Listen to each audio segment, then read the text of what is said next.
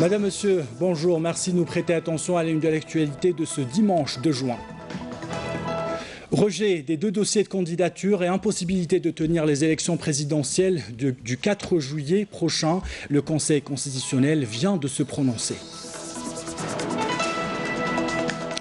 Irrigation complémentaire, les agriculteurs de Boumerdès sont rassurés. Ils peuvent désormais compter sur les eaux transférées du barrage d'El Hamiz. Les détails dans ce journal. Musique et jeux de lumière pour célébrer comme il se doit la réouverture au public du mausolée royal de la Mauritanie. De belles images à découvrir à la fin de ce journal. Bienvenue à tous et comme annoncé dans les titres, le Conseil constitutionnel réuni le 26, 27 mai et 1er juin 2019 à l'effet de délibérer sur les dossiers de candidature pour l'élection présidentielle de la République prévue le 4 juillet 2019. S'est prononcé par le rejet des 2 dossiers de candidature déposés auprès de lui en vertu de 2 décisions individuelles 18 et 19 datées du 1er juin 2019 en vertu de la décision du Conseil constitutionnel numéro 20 du 1er juin 2019. Il déclare l'impossibilité de tenir les élections présidentielles du 4 juillet 2019 et la réorganisation donc de celles-ci. De nouveau, le Conseil constitutionnel également, dans son communiqué, rappelle que la Constitution est au-dessus de tous. Elle est la loi fondamentale et qui garantit donc les droits et libertés individuelles et collectifs. Elle protège les règles de libre choix du peuple algérien, confère la légitimité de l'exercice du pouvoir et consacre l'alternance démocratique par la voie des élections libres et démocratiques. Fin de ce communiqué. À Boumerdès, il est question de programmes d'irrigation complémentaires. 250 agriculteurs y bénéficient. 12 millions de mètres cubes sont disponibles cette année pour l'irrigation de toutes les cultures. Les eaux d'irrigation sont acheminées à partir du barrage d'El Hamiz. Le reportage de Neila Nouar et le commentaire est signé Fellabras.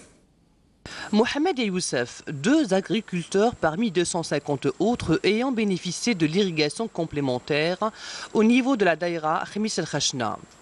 Les périmètres agricoles sont irrigués depuis le barrage d'El Hamiz d'Alger. Grâce à Dieu, nos terres sont irriguées depuis le barrage d'El Hamiz. Nous sommes satisfaits. Actuellement, nous irriguons nos terres de manière conventionnelle à travers des rigoles. Si nous utilisons le système de goutte à goutte, cela serait encore meilleur. Les agriculteurs sont en somme ravis de ce programme qui assure l'irrigation des périmètres d'une manière régulière du mois de mai au mois d'octobre. On a 12 millions de mètres cubes. Les rames disponibles pour l'irrigation de toutes les cultures, que ce soit le maraîchage ou l'arboriculture. Ce programme d'irrigation complémentaire va contribuer assurément à augmenter la production maraîchère ainsi que la production céréalière à laquelle 1 million de mètres cubes d'eau a été consacré. L'ouest du pays où la zone industrielle de Tlemcen peine à sortir de terre. Les investisseurs pointent du doigt les lenteurs administratives. L'administration dénonce quant à elle le manque de sérieux de certains investisseurs et va jusqu'à annuler certains contrats pour récupérer les fonciers. Le point avec Karim Haïfa. Après avoir choisi son terrain dans cette zone industrielle de Ouled Ben Damou près de Marnia, Ben Halima, un investisseur de la région, n'arrive toujours pas à lancer son projet.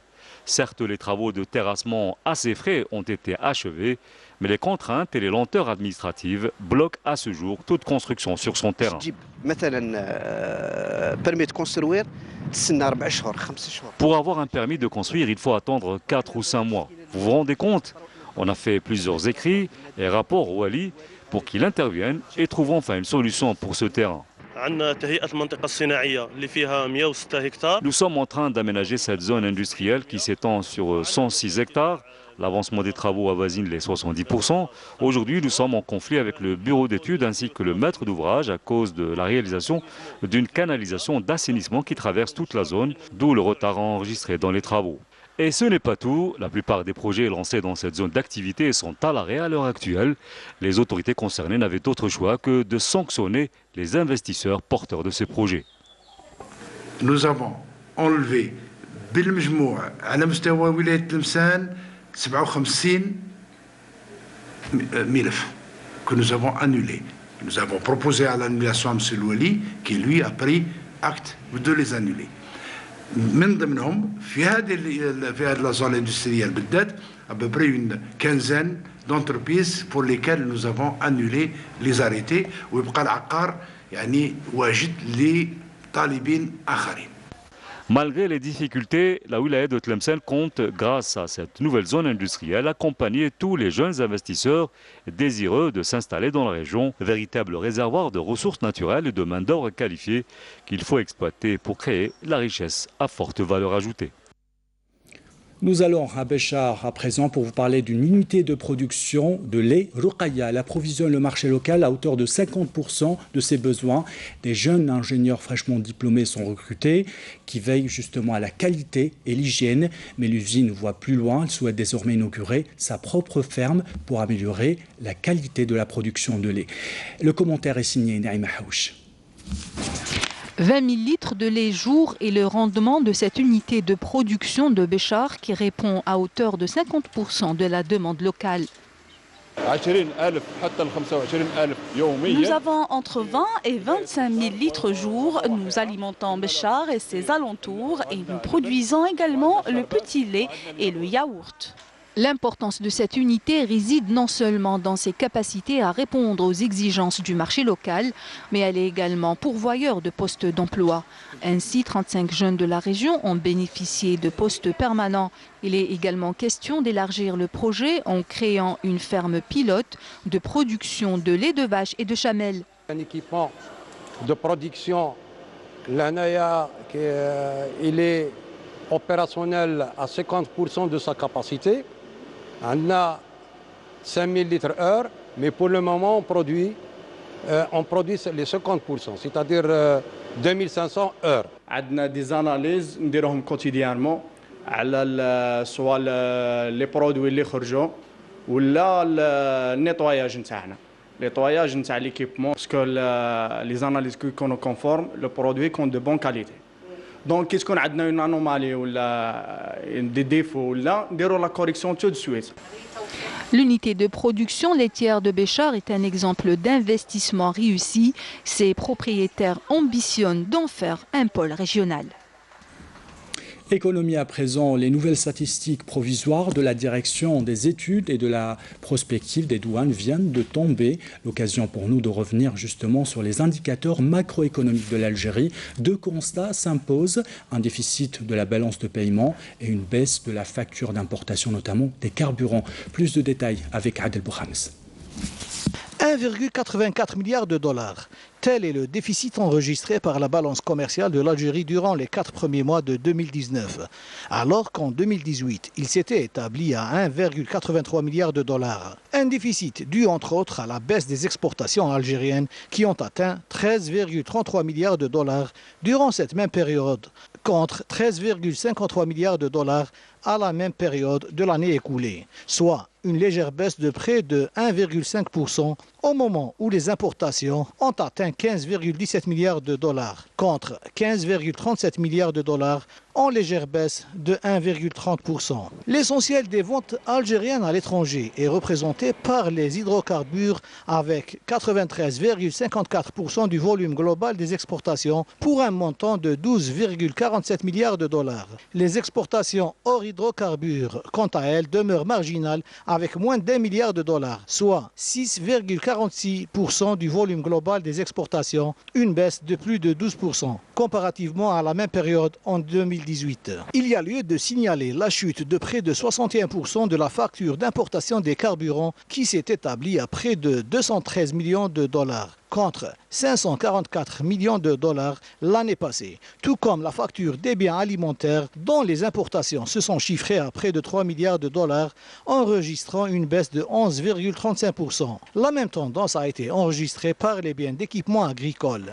Près de 58% des exportations algériennes étaient destinées aux 5 premiers clients du pays, à commencer par l'Italie qui maintient sa place de principal client avec près de 18% des exportations pour un montant de 2,395 milliards de dollars, suivi de la France avec 12,89% et de l'Espagne avec 12,58% des exportations. Au moment où la Chine a maintenu sa première place comme premier pays fournisseur de l'Algérie avec 19,53% des importations globales algériennes, suivi de la France avec 9,84% et de l'Espagne avec 7,45% des importations. À l'occasion de la célébration internationale de la journée internationale de l'enfance qui coïncide donc avec le 1er juin, l'Office national de Riyad al-Fath a organisé une manifestation placée sous le thème « Enfants heureux, avenir prometteur », un événement présidé par la déléguée nationale à l'organe de la protection et de la promotion de l'enfance, Mariam Chorfi, en collaboration avec l'UNICEF. De nombreux invités ont été présents également. Je propose d'écouter sa déclaration.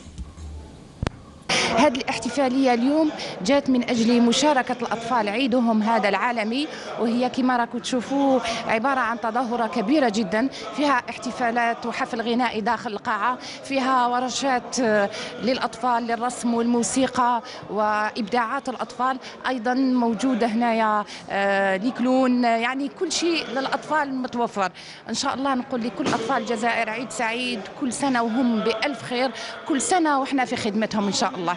أعتقد أنه هذا اليوم يدعينا أن احنا يعني نكمل أو نواصل عملنا من أجل الطفولة ومن أجل تحقيق حقوق الأطفال. هنحتفل هذه السنة بالانيفرسير بالميلاد ال30 لاتفاقية حقوق الطفل، ونتمنى إنه هذا يكون أيضا وعد لتحقيقات إضافية وواصلة من أجل الأطفال بالجزائر. Destination à présent à la ville de Ouargla qui fête la fin du mois sacré de Ramadan comme il se doit, dans la solidarité et bien sûr selon les traditions de la région. Des associations caritatives ont pris en charge la circoncision de plusieurs enfants issus de familles modestes. Les responsables affichent leur fierté et les parents leur sourire. De belles images commentées par Hassib Abdallah.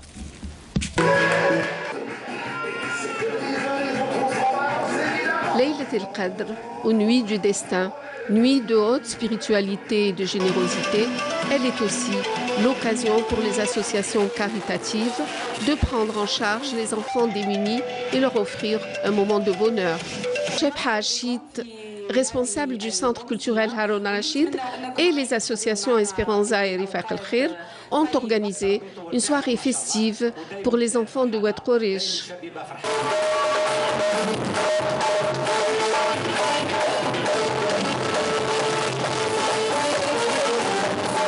On a une cinquantaine d'enfants, ça vient de plusieurs APC de la wilaya d'Alger et surtout Bebloued, Oued Khorish.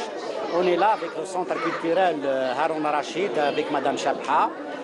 Ça m'a fait un grand plaisir d'habiller les enfants là et les jeunes filles qui dansent l'algérois. Très ému pour des soirées comme ça, surtout de la solidarité, ça donne chaud au cœur. Et la participation, vous savez, de l'Algérien est très sensible. La corde sensible ce soir, c'est surtout ces enfants, ils ont besoin de bonheur, besoin de l'innocence. Et aussi, c'est les enfants de l'Algérie. Donc l'Algérie, la prospérité, le bonheur, la joie, c'est la fête, vous voyez. L'objectif est de permettre à ces enfants de conforter leur islamité à travers la circoncision dans une ambiance de joie et de partage.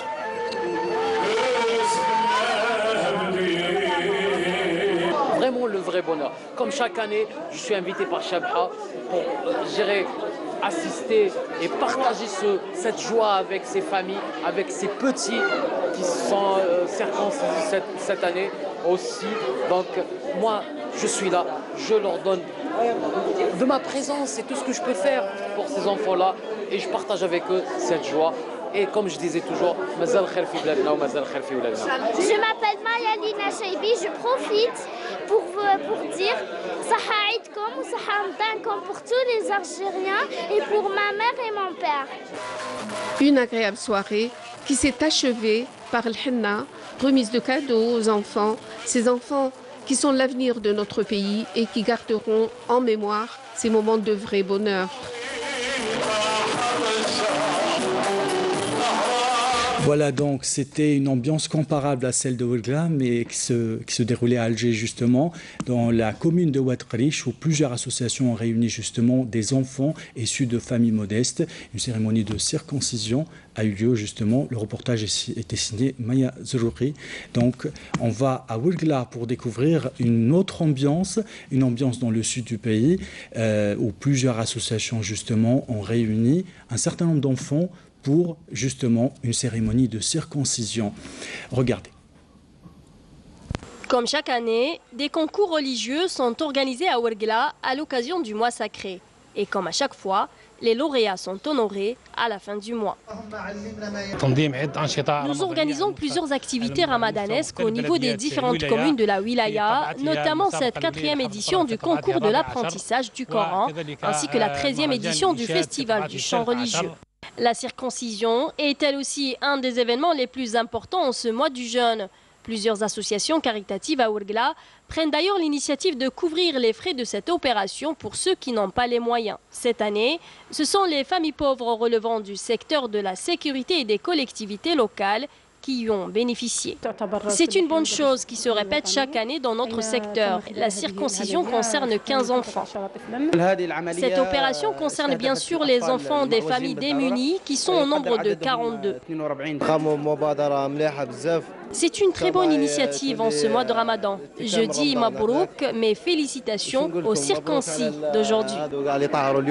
Et elles sont nombreuses, ces associations qui organisent ce genre d'événements à travers le pays. Et justement, la fête de l'Aïd pointe son nez, et qui dit Aïd dit forcément achat de vêtements, surtout pour les enfants, pour répondre justement aux demandes des habitants. Les boutiques à Tindouf ouvrent leurs portes jusqu'à 2 h du matin. L'offre est abondante et les enfants se voient déjà dans leur plus belle tenue. Le récit plutôt, est signé Nesrine Ben Saïdi. Depuis plus d'une semaine, les ruelles et les marchés de Tindouf sont pris d'assaut de jour comme de nuit. C'est la ruée vers les bazars, les boutiques et les marchés qui versent dans l'habillement, notamment pour enfants. Je suis venue avec mes parents pour acheter de nouveaux habits pour l'Aïd. Je suis venue choisir des vêtements pour l'Aïd. Juste après la prière de Tarawih, les boutiques sont inondées. Les gens préfèrent sortir le soir car il fait moins chaud. Nous sommes ouverts de jour comme de nuit et ce jusqu'à 2 h du matin. Chaque soir, après le ftour, accompagnés de leur progéniture, les parents envahissent les boutiques à la recherche d'une petite robe, d'un pantalon ou même d'une paire de chaussures, avec un seul et même but, faire plaisir à leurs enfants sans avoir à se soucier du prix. Cette année, les prix sont raisonnables et à la portée des moyennes bourses. Je trouve que c'est un peu cher. Les prix varient selon la qualité du produit. Nous essayons de faire des réductions allant jusqu'à 50% quand il s'agit d'anciens stocks. Les boutiques ainsi que les marchés de la région proposent aux familles une large palette de choix, de modèles, de couleurs et surtout de prix. Dans l'actualité internationale, une personne a trouvé la mort et 10 autres ont été blessés à Khartoum. L'incident a eu lieu près du siège de l'armée soudanaise. Sur place, des milliers de manifestants tiennent un sit-in. Ils exigent que le conseil militaire cède le pouvoir aux civils pour assurer une transition démocratique après le soulèvement de l'armée par l'armée du président Omar el-Bashir le 11 avril dernier. En Syrie, la défense antiaérienne de l'armée syrienne est entrée en action ce matin contre des missiles tirés depuis Israël en direction de positions au sud-ouest de Damas. Le bilan est très lourd. 10 morts, dont 3 soldats de l'armée syrienne et 7 combattants alliés de nationalité étrangère, rapporte l'Observatoire syrien des droits de l'homme. Retour en Algérie, nous terminons ce journal avec une virée nocturne au mausolée royal de la Mauritanie à Sidi Aïch, dans la wilaya de Tipaza. Le monument, qui date de l'époque numide, est inscrit au patrimoine mondial de l'UNESCO. Il a rouvert ses portes hier aux visiteurs. Une grande découverte historique pour la plupart des visiteurs. Certains enfants n'en croient pas leurs yeux. Le reportage de Faria Al-Hamdi. Le mausolée royal de Mauritanie à Tipaza, classé patrimoine mondial de l'humanité par l'UNESCO, a été réouvert au public après 27 ans de fermeture. Aujourd'hui, c'est une soirée ramadan, donc avec un concert de musique andalouse à l'extérieur, avec comme arrière-plan le mausolée royal de Mauritanie. Et pour l'occasion aussi, nous avons décidé d'ouvrir exceptionnellement le mausolée à la visite, à l'intérieur, sachant que le mausolée est fermé depuis les années 90. Donc tout le monde veut le voir, le visiter. Certains s'en rappellent lorsqu'ils étaient enfants. Mais voilà, donc ça devenait un trop gros mystère. On voulait voir ce qu'il y avait à l'intérieur, donc les gens. Et la preuve, vous voyez le nombre de personnes qui sont venues, tout spécialement pour cette visite.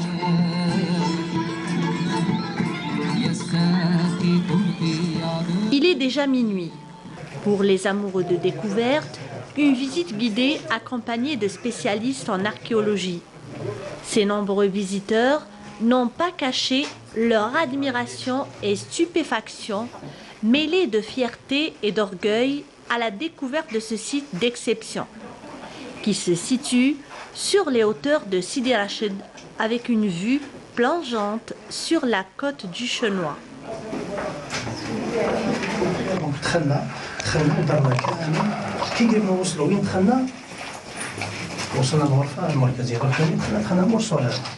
C'est vraiment quelque chose d'extraordinaire de se retrouver ici, de connaître l'histoire de ce fameux monument. Et ça fait vraiment plaisir parce que depuis le temps qu'on y vient de l'extérieur, on ne savait jamais comment c'était à l'intérieur. Et ma fille, justement, et les filles et sa copine ont étudié ça à l'école et elles ont voulu voir ça. C'était pas beau, c'était magnifique. Très bien. Et toi, juste un petit mot? Juste que je trouve ça extraordinaire. Je n'y crois pas mes yeux.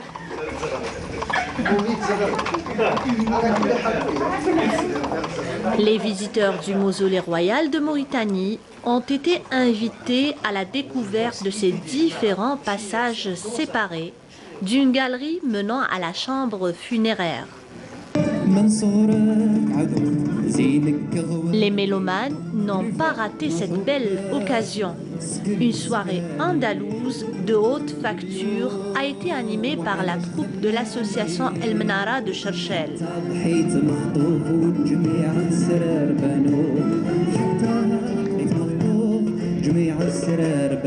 Je suis étonnée par toute l'offre culturelle qui se trouve en Algérie pendant le ramadan. Donc même si c'est tard, tout le monde sort, il y a une très bonne ambiance et les gens sont très sympathiques, invitent les autres à participer. Donc c'est très très bien. Il y a une très belle ambiance et ça nous fait très plaisir d'être ici.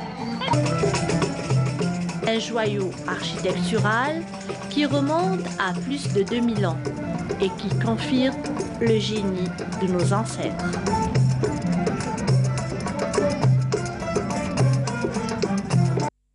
Voilà, avec ces belles sonorités, nous arrivons à la fin de ce journal. L'équipe de la rédaction qui l'a préparé vous remercie de l'avoir suivi. Tout de suite, les nouvelles du ciel avec Amel Laribi. Et en bas de votre écran, les adresses web pour les replays de nos programmes. À 18h, vous retrouvez Amina Zahouf. Quant à moi, j'aurai le plaisir de vous retrouver demain. Belle journée à tous.